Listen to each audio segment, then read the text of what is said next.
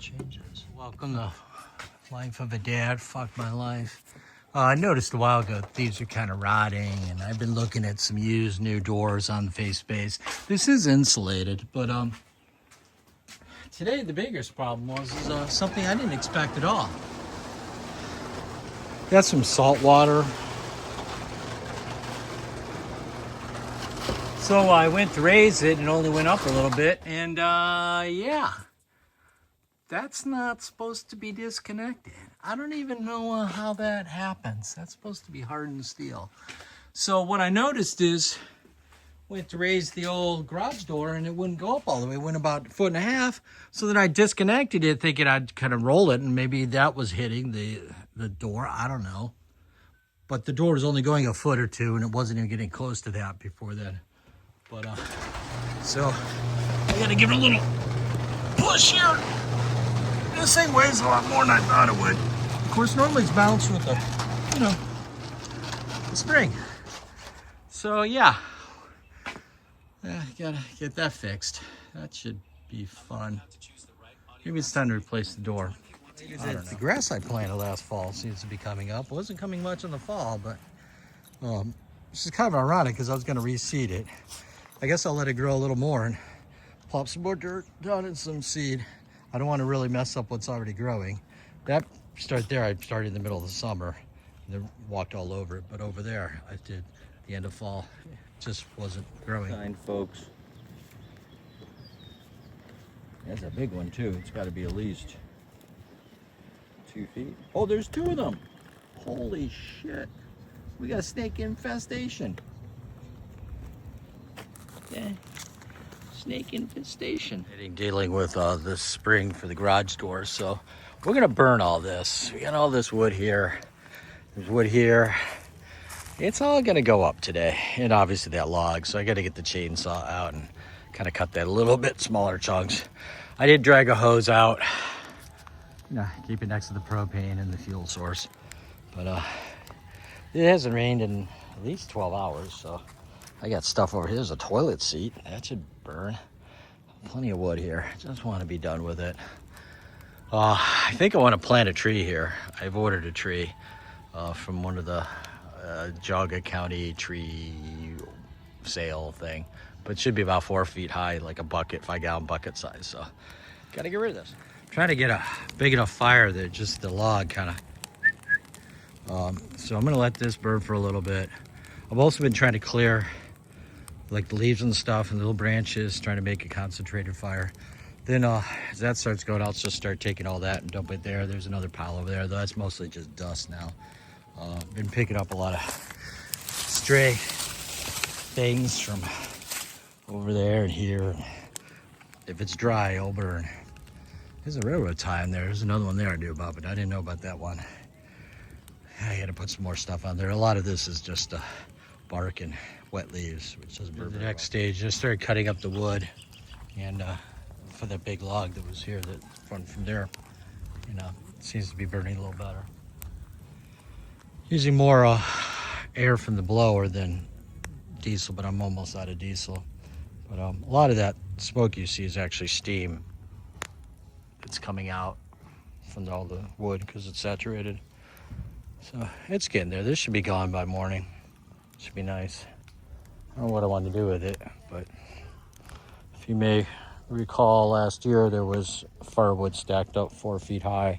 There are 3 rows over here, so this is a slowly come together project. I've also been burning some of the crap wood that I have over there that I'm never going to use, kind of keep the fires going. I got to get rid of that, whatever that is. I keep throwing stuff to burn on the top. Railroad ties aren't going to burn that well. So hopefully this will just keep going, but Polly is getting small. Unfortunately, I found a mouse house with some mouse babies that weren't moving, so I thought the dog would like that. I had a dog here. Anywho, yeah, you can see it's smoking nicely, which is not what I wanted. So I keep hitting it with the fan here and lighting it back on fire. So it's only been 3 hours Next day, this went down pretty well. I got a few logs. I can just burn regularly. I got to dig this all out. So that will be the task later today. But first I'm gonna place that garage door spring. It's time. It's not supposed to rain today. It's just supposed to be overcast. It'll look like it's gonna rain today, but it's supposed to be up in the 70s. That's kind of nice. Well, looking at this closely, to take this off, I gotta take this bracket out, which means I gotta unbolt this, which means this spring gets decompression. I was planning on just doing one for now. Looks like I gotta do both at the same time. I might as well do both. If this one broke, this one's probably not far behind. I don't know. I've never had one of these break. But yeah, it looks like we definitely want to do that. So I got to undo this. It was one thing just tightening it, but now I got to loosen this. I did learn that 7 turns, 1 for each foot. It's my sensor for my electric door opener jobby. It's there somewhere to make Alexa open the door. Too bad. The only problem is this shelf is up here, so I end up using the short one to release because you got to hold and then pull this out when it hits here. It came with 2 bars. Plus I dropped one, so that made I had to use this one. That's done. That's loose. So the next step I think is to take that apart, slide the new ones on there. It is important which one goes where. They really cranked on those. What do these all have? Okay, they're just bolts. I didn't know, somebody recommended you needed a file for something, but I didn't know if you're supposed to make flat points. But then this, as I unwound it got shorter, so it would come back. That's why I marked it, just in case I needed that dimension. But okay, well, that part's done. When I undo it, I think I'm gonna lay the springs up here and then put each one on there. There's a left and a right. This one goes that way. I'm pretty sure the left is from this orientation, but maybe it's from this orientation. I don't know. I guess I could read the instructions. Yeah, we'll do that. So, I got the first bolt off. I had to use this extension, bring out the big boy. This is a 1/2-inch impact, and it came off once I did that. It wouldn't come off. I couldn't use my normal wrench. So then I'm like trying to get in here, and I can't get the socket in there because of the spring, can't get it over there. And then I realized it's not even tight. I'm literally loosening with my fingers. So I guess that's why they over-tightened that one, because that was super loose and not actually tight. Nice. God, I love this. Update, folks. This is a solid continuous bar. I thought it would come apart in the middle and separate into 2 pieces. But it's not really a bar, it's just a pipe. It's actually fairly thin. So it looks like one of these ends has to come off, which means this plate has to come up because there's no way to get this out of there.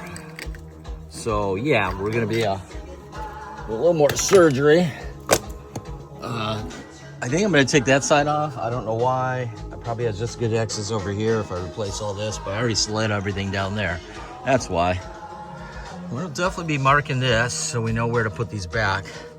This is the part where, I don't know how to adjust this, and I'm not finding that manual, so that's why I'm marking everything to put it back where it needs to go. But, yep, that did not go to plan. In defense, they're probably all different, so I don't think the instructions would have helped at all. Okay, well, I'll go over there and do some stuff. I had these checked on here to get the bar from moving because once you unloosen it, this starts getting stupid. As you can see, it even popped off its track, so that's great. Loosened up, folks. You know, growing up, I was known as never gonna do a garage door Chris. So now, by the way, this was loose. This was tight. I guess you only need to do half the fasteners. So everything should slide down nicely. I'm gonna need 2 hands for that. Then I gotta remember to slide those on properly.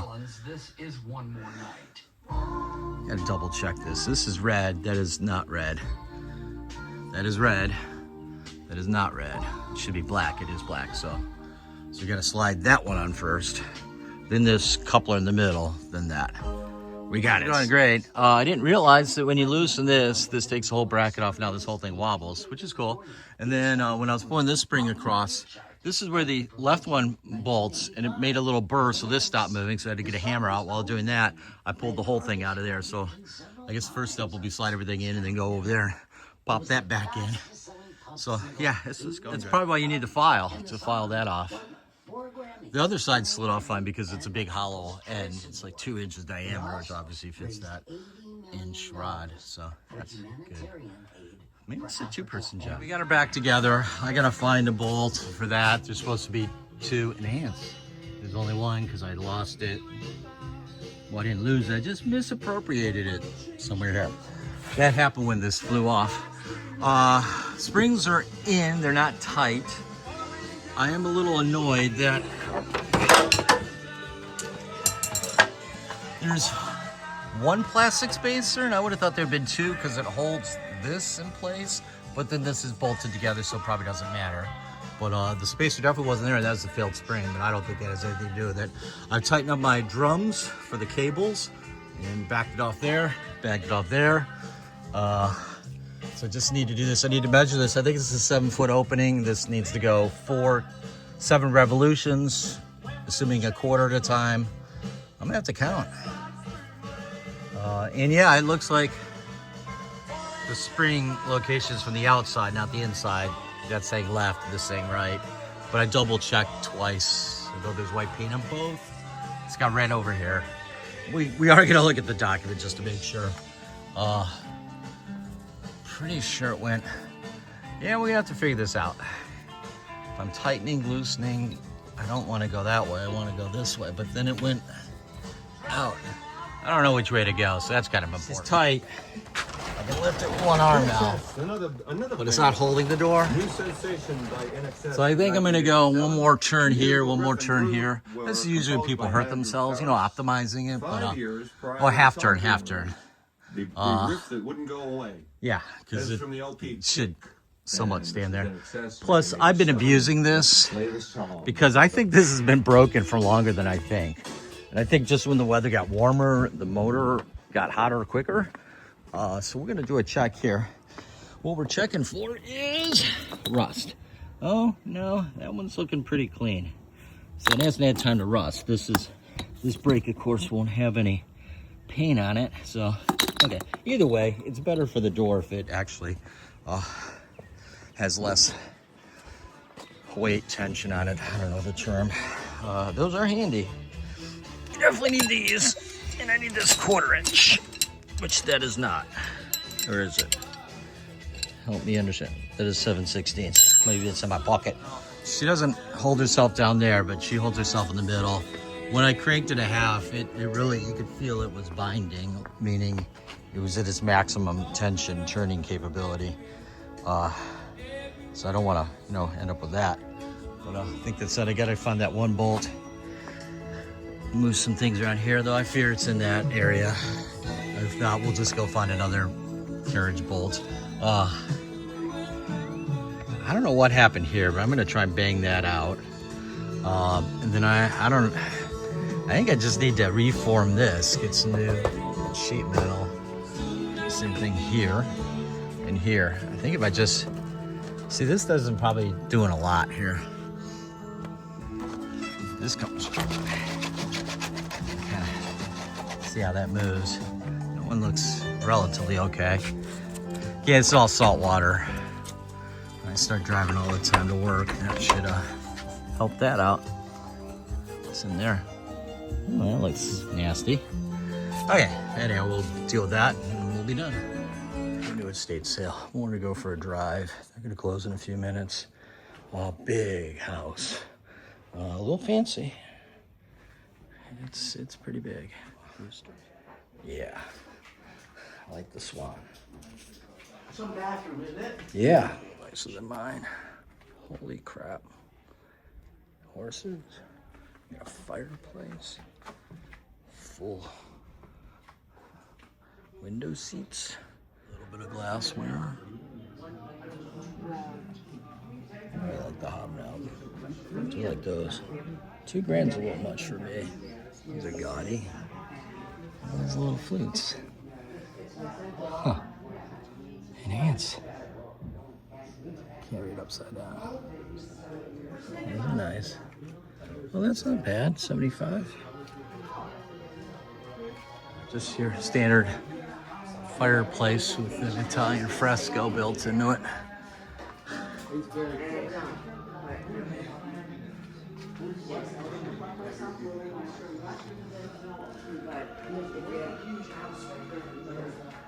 Kind of like the Penguin. Oh, it's got a little fish in there. Yeah, it's kind of cool. It's a big house. Beautiful yard. I've never been back here. This is off of County Line back here. Beautiful houses. Nestled in the woods. There's a river stream down there. We'll go by that house and take the front yard of that house. The house is up on the hill.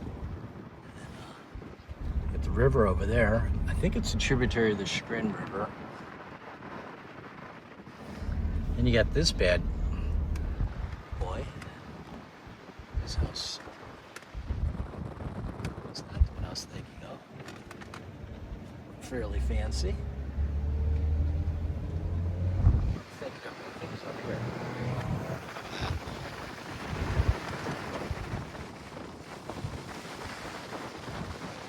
Used to be a building there. Look at this bad boy.